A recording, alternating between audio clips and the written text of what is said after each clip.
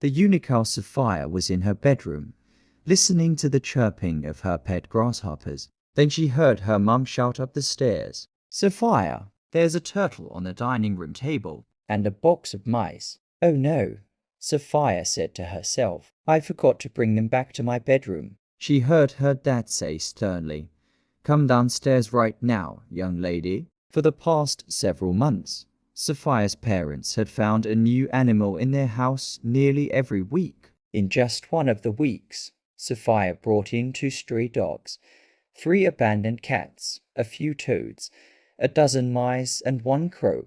Mum and Dad stand with their arms folded next to the family table. Around the table there are 10 animals. Sophia is in the background behind the dining room, halfway up the stairs watching. Her parents hadn't let her keep any of the creatures.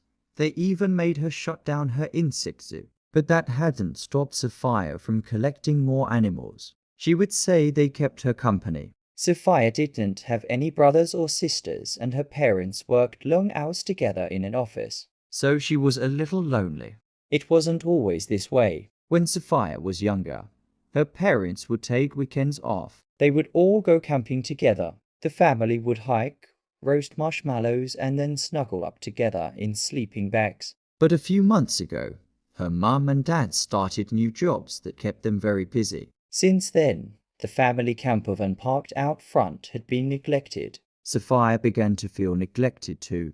Sophia went downstairs to collect the turtle and mice. She was worried about what her parents would say. But her mum and dad said, "We'll make you a deal. If you can go 1 week without bringing home another animal, we'll give you whatever you want." "Really?" asked Sophia excitedly. "What I want is to go camping as a family, just like we used to. And I want to pick the campsite." Sophia's parents weren't sure if their new boss would give them the weekend off. Sophia hugged them both, then pulled a map off the bookshelf and sprinted back upstairs to her bedroom. She spread the map out on her desk.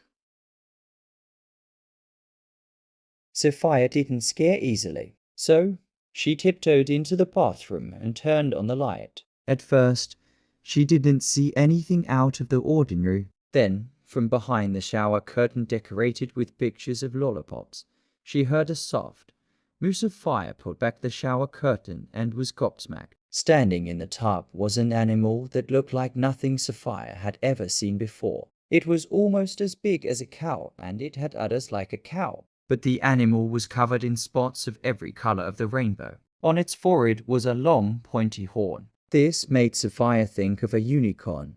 The unicorn, sticking its tongue out, stood inside the bathtub, its head pushing the curtain back on the right-hand side.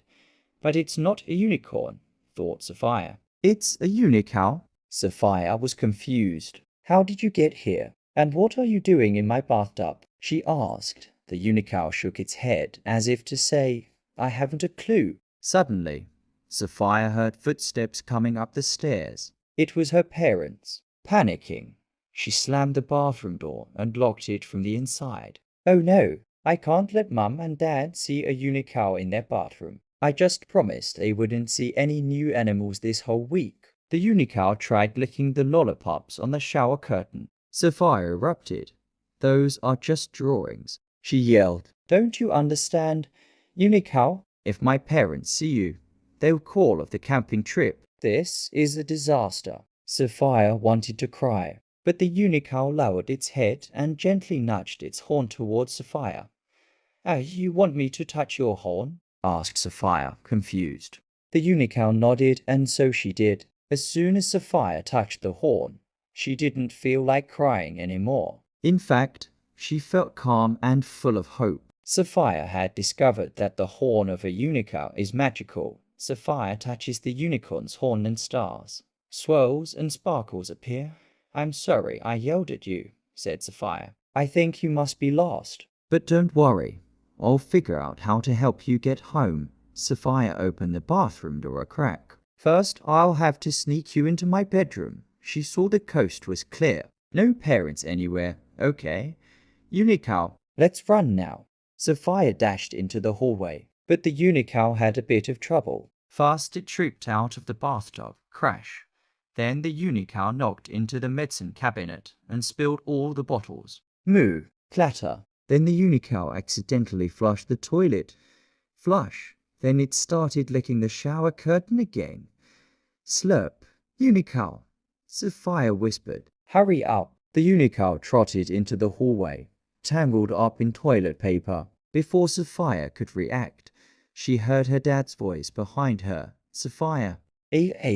Yelled Sophia. She quickly stood in front of the unicow to try to block it from her dad's view. Behind her, the unicow's tail swiped a vase on a table. Sophia caught the vase just before it hit the floor. Good catch, said her dad. Then he added, Okay. Good night. In a corridor, Dad and Sophia face each.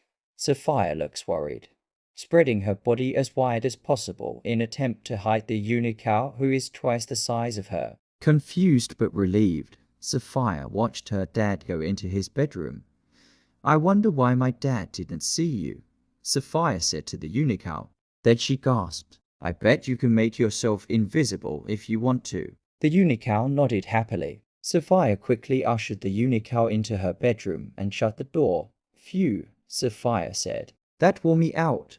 She leaned on one of the unicow's purple spots. It began to glow. Sophia heard a whirring sound coming from the unicow's udders. On a hunt, she grabbed an empty cup from her desk and held it underneath the udders. The cup filled with chocolate milkshake. And it was the most refreshing, delicious chocolate milkshake Sophia had ever tasted. Sitting on a fluffy, pink rug, unicow is smiling at Sophia, who is sitting with her legs outstretched drinking a brown milkshake. Do you make milkshake every time someone presses one of your spots? Sophia asked. The unicow nodded. Do different spots make different flavors? It nodded again. Sophia hugged the unicow. You're just the best. If only I knew where your home was so I could help you get back there. The unicow trotted over to Sophia's desk. It looked at the map. Then its face brightened, and it touched its muzzle to a spot on the map. That's where you live? Asked Sophia. The unicow nodded. It was about 300 kilometers from where they were now. That's far away. How did you end up here? Sophia wondered. You couldn't have walked. Unicows simply vanish from their home and appear wherever they're needed. Sophia didn't know this. But now she did know where she wanted to go camping with her parents on Saturday, the unicow's home. So, the unicow spent the week in Sophia's bedroom. It became invisible whenever one of Sophia's parents came into the room. The unicow kept Sophia company and gobbled the biscuits Sophia brought to feed it. During the week, Sophia had a vanilla milkshake, a minty milkshake, and a blueberry cheesecake milkshake.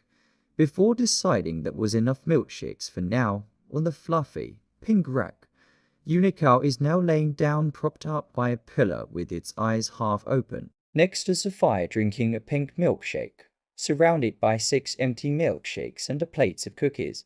Finally, it was Saturday morning. Sophia's parents took the weekend off for their camping trip. They were very excited as they packed up the camper van, but Sophia felt guilty. There had been a new animal in the house all week. Just before they got into the van, Sophia told them everything. And I'm leaving the seat next to me empty because I'm hoping the unicow can come on the trip with us. She admitted. Her mum said, of course, the unicow can come with us. Her dad said, the more the merrier. In other words, neither of them believed her story. But that was okay. Sophia called out the camper van window. You can come in now, unicow. Her parents smiled as they watched Sophia slide open the door and then shut it again. They couldn't see the unicow sitting on its haunches next to Sophia in the back seat. In the back seat on a car, unicow and Sophia are sitting with their seatbelts on, smiling at each other. As her mum drove, Sophia used her map to direct her parents to the campsite near the unicow's home. They arrived and parked the van. Sophia looked at the map and said to the unicow, I think we're very close now. Her parents had never been to this part of the country before, but they were willing to trust their daughter. So they put their backpacks on and began to hike to the campsite. They hiked over hills and down into valleys for a long time. Sophia began to worry that perhaps she and the unicow had gotten the location wrong. In the middle of green hills and blue skies, Mum, Dad, Sophia and Unicow walk in a line up the closest hill. But Sophia saw the Unico's expression suddenly change. It recognized where it was. The Unicow started galloping over the hill. "Come on," Sophia said to her parents. "We have to follow it." "Follow what?" wondered her parents, who still couldn't see the creature. But when they climbed over the next hill, the view took everyone's breath away. Down in a hidden valley was a whole herd of rainbow-spotted Unicos galloping towards them. Sophia's Unicow, which her parents could now see perfectly well, looked happy as it greeted its family. Soon, Sophia and her parents were amongst the Unicow herd, sipping refreshing milkshakes and thinking the happiest thoughts. Surrounded by lots of Unicos, Sophia and her parents are drinking milkshakes and laughing. And now, ever since that day, Sophia's family comes to this valley to go camping amongst the Unicos. Her parents had insisted to their boss that they needed all weekends off to spend time with their daughter. To their surprise, the boss had agreed. The family never brings food because they know there will always be plenty of milkshakes. Actually, they do bring marshmallows because Sophia loves marshmallows roasted over a campfire. Under the bright nighttime stars, Sophia, her parents and the Unicos are sitting around a fire next to a teepee tent. Sophia and her dad are roasting marshmallows over the fire. They also bring lollipops for Sophia's Unicow. The end.